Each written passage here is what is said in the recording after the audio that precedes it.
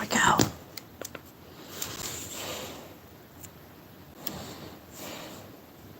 Nope, that's not gonna do.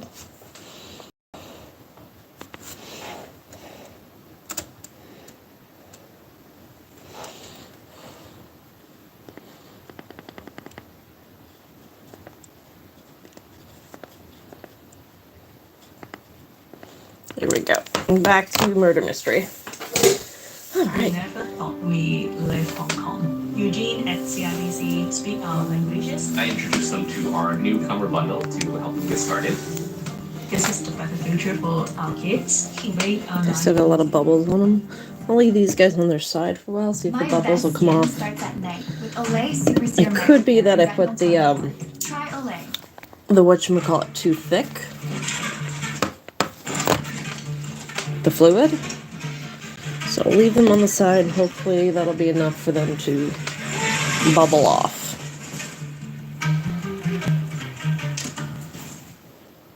Mr. Christie always wondered when was the perfect time to enjoy a cookie. Turns out it was any time and anywhere, except the bath. Mr. Christie tried that once, and only once. Mr. Christie, you make good cookies. And when he didn't turn up on his expected return date of August 4th, and the Park Service worked with the Monmouth County Sheriff's Office to perform search and rescue efforts. He didn't go into much detail regarding the search effort, which is fair because it appears that the papers didn't either, and resumed the story with the discovery of Fred's body. During a camping trip, an off-duty ranger remembered seeing what she thought was a backpack in the backcountry, Politis writes, and that she reported it to park officials and search and rescue was organized. Not long after that, Fred's body and backpack were located in the base of Laurel Mountain, and authorities came to the conclusion that Fred had fallen. But that didn't sit well with Politis, who argued that since Fred was last seen at Crown Lake, 2 miles away from where he died, he would have had to cross 2 large valleys or walk a treacherous 2-mile ridgeline to get to the point where he had fallen.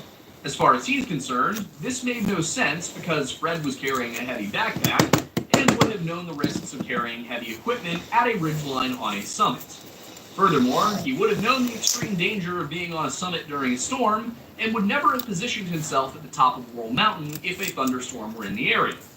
Now, in isolation, those are fair points, but it's not hard to see where David went wrong, and later on you'll see why I think he deliberately left information out. First of all, we can all but ignore the comments about risks, because the fact that Fred I didn't put as much glue in these, so they're just a little bit viscous. Risk-averse in the first place.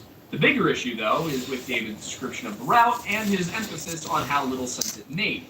Politis writes that searchers found his car where he had parked it near the trailhead, but he didn't specify which trailhead that was. Thankfully, the Modesto Bee did, and their August 8th article on the disappearance clarified that he had parked it. I also have a little bit of this. What Politis said about the route he planned to take, though with no certainty, black sand. Possibly could have taken him through just gonna put the lid on these so I don't spill them and make a nice big mess. Matterhorn Peak and Horse Creek, and it would have been in that order. If you don't have a map, that doesn't really mean anything. But we do have a map, and the part that Politis left out was the part where there's literally a trail there. I even found a map of it from another site posted by a man named Leor Pensalat. Okay, there's not a trail there specifically for the Matterhorn Pass part, but it's a known route, and that's the only place where he'd have gone off trail. Where did Politis say that Fred was going? Matterhorn Pass. And by pure coincidence, Fred's body was found right below Matterhorn Pass. For some reason, he thought that Laurel Mountain is right here, and Matterhorn Pass is right here, between Laurel Mountain and Matterhorn Peak, which is where passes usually are. There's a reason authorities didn't find this suspicious, because it's not suspicious. He slipped and fell. Case closed.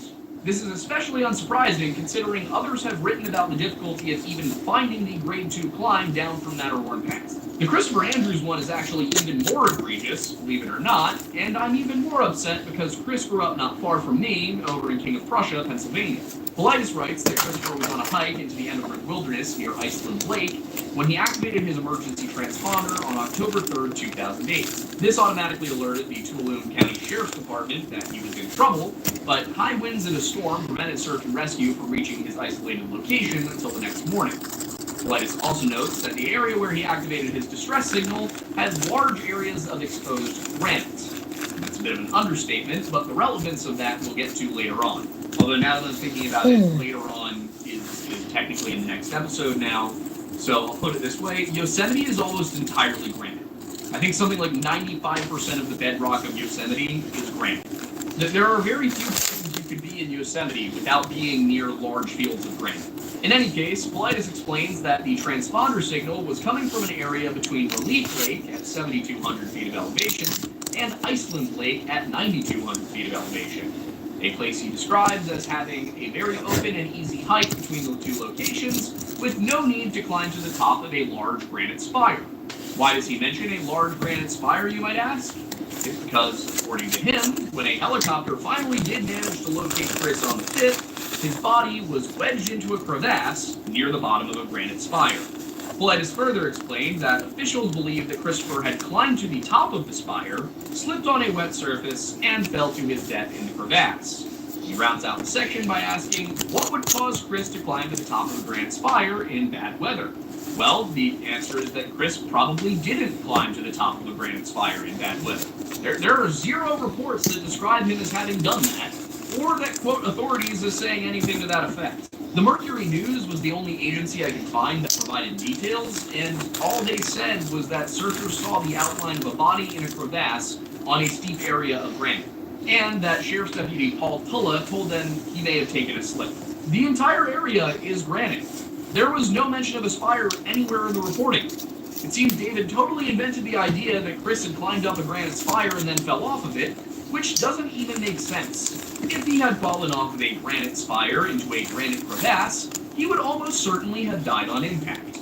And yet the papers reported that his cause of death was uncertain, and of course, he was able to activate his transponder. That would suggest that he did not fall from a great height, because it will be abundantly clear if he had. It seems much more likely that he slipped into the crevasse, became trapped, turned on his transponder, and then died of exposure. There's no reporting on his autopsy, so we can't be sure, but it's clear that Paulides embellished the situation in order to make it seem even more mysterious. And this is, as I said, because David Paulides was clearly, in these two books, Missing 411 in the United States, trying to suggest that it was Bigfoot. I went into quite a bit of detail on that, I think, in our second video on the Pennsylvania cluster. Now, to be quite honest, I was beginning to get frustrated with this entire episode for that very reason, but then I came to the story of a man by the name of Emerson Holt. This disappearance is genuinely very interesting, albeit much older. Emerson disappeared at the age of 55 while on his way out to Merced Lake with a few friends on July 19th of 1943, and in this case, the park staff actually did refer to his disappearance as almost supernatural.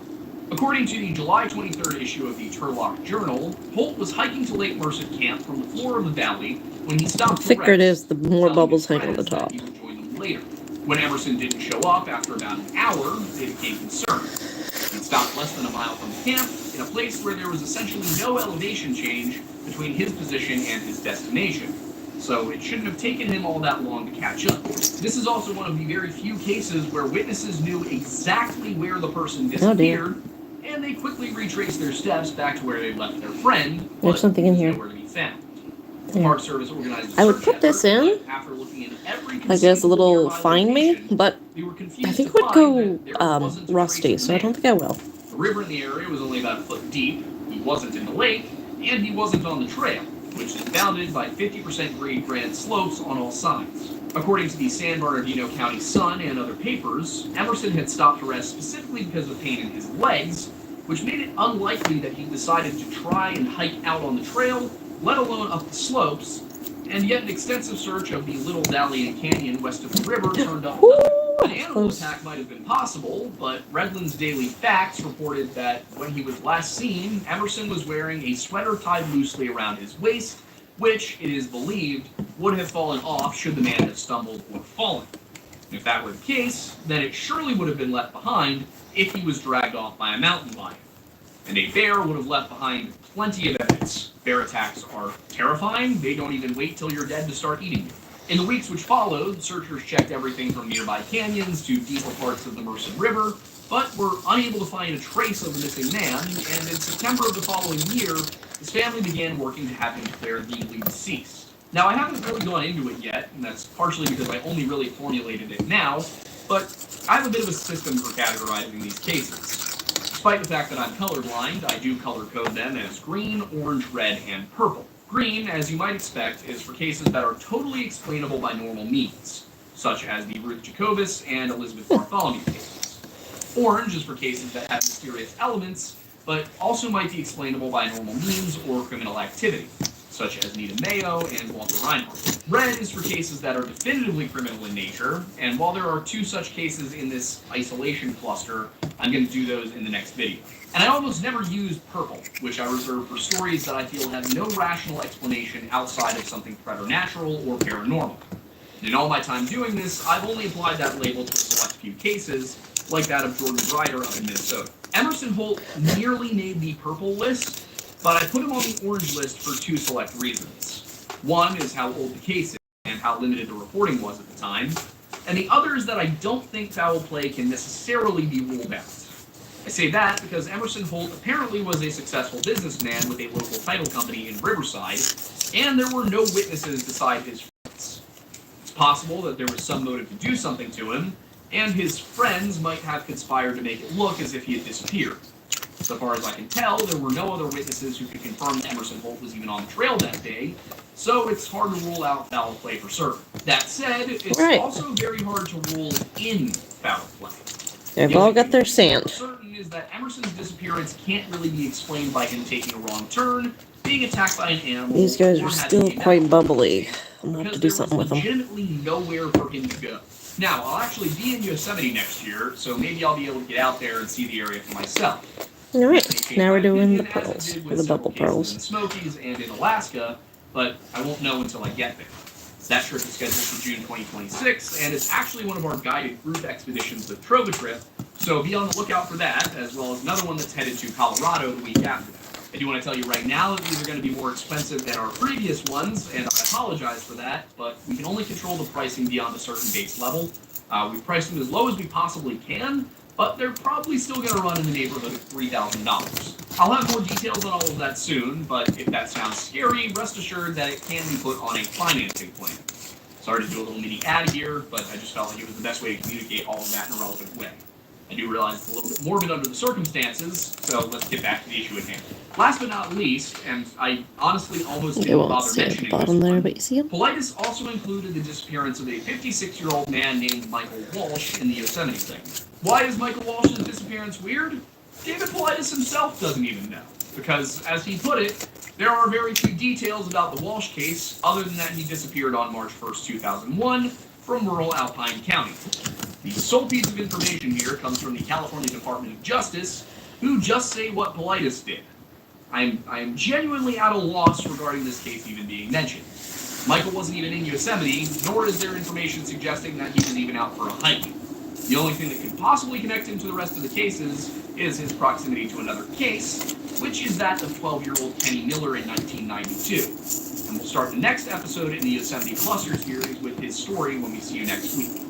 Or after that, if you're seeing this in like 2041 or something. I do recognize that this episode was a rather dismissive one, and that we just kind of went through cases where nothing really happened.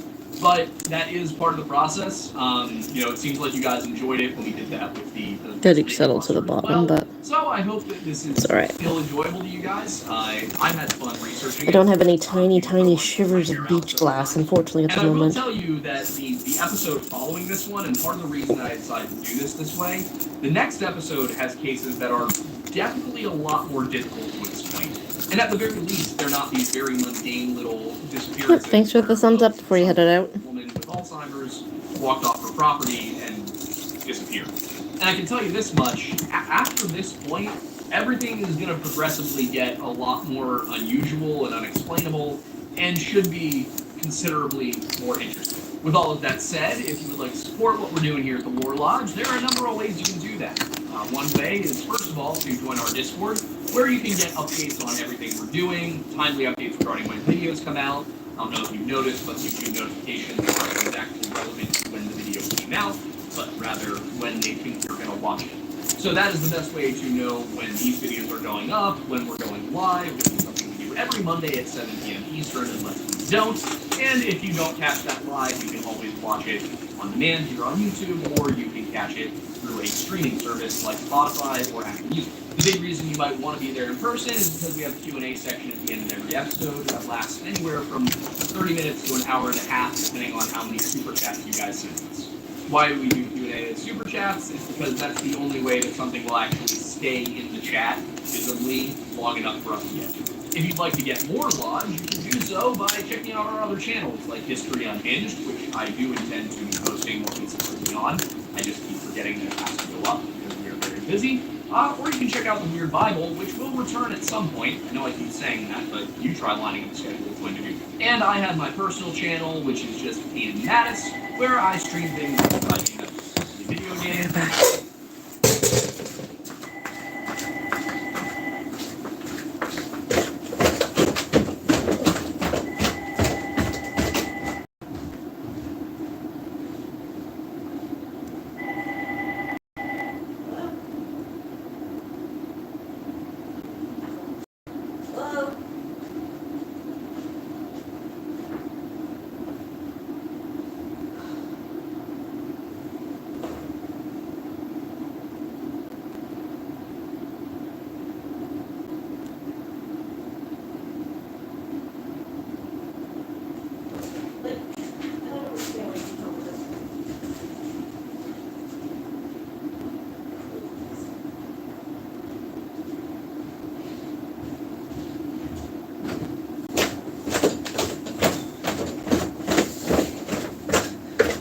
I have the phone within reach all the time, and she keeps calling the house phone.